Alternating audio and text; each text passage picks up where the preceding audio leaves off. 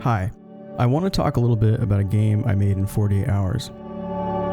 Let's get right into it. This is Deckspace, or maybe I've given it another name by the time you're watching this video. Deckspace is not a typical game, and it's probably not super helpful to think about it as one. It's more of a creative space, a sandbox space for conversation between the player and the designer.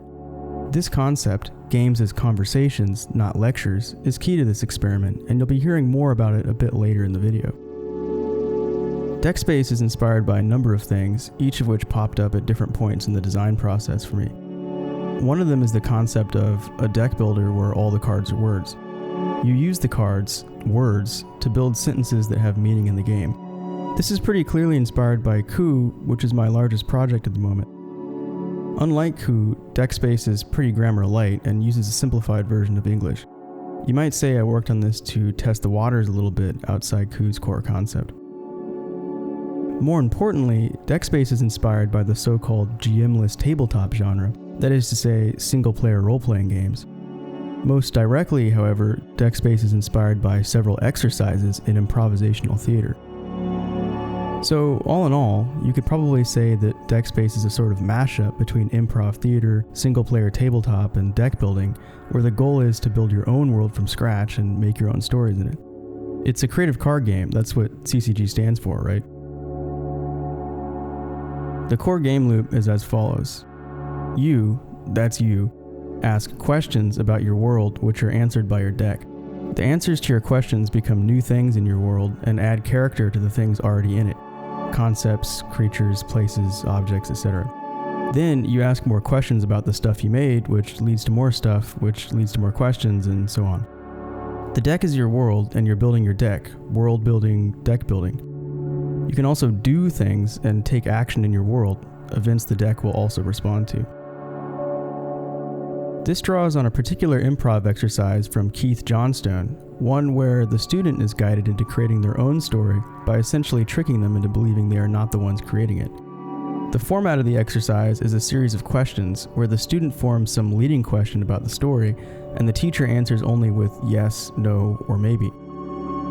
It feels like the student is discovering the teacher's story, but really all the creative power is in the student, it's in their questions. Deckspace is a little stronger in that it can respond to queries and filters, not just yes or no questions, but it's the same basic idea. Now, back to the idea of games as conversations. I've talked a little about the player-designer spectrum in the past on my blog, and that applies here. Ultimately, the player has to do work to enjoy Deckspace. While I believe that this is true for all games, overall we're left with the question, how much work is too much work? This is ultimately a design choice, but these days I tend to lean away from the so-called blank page games, which I see as somewhat exploitative and fatuous. This is a funny thing to say because Deckspace is probably the closest I've ever come to making a blank page, and I'm still not sure if it is one or not. Creative games can be like this, but there are some tools we can apply to make it better. The first is content seeding, where the designer offers seed content for the player to bootstrap themselves with.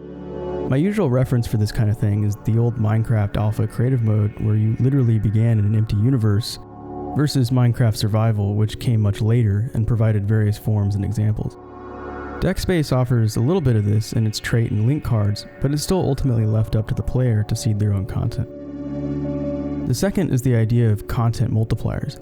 More broadly, this is a brand of emergence. You write content and rules multiply that content. Or you make rules and content multiplies those rules.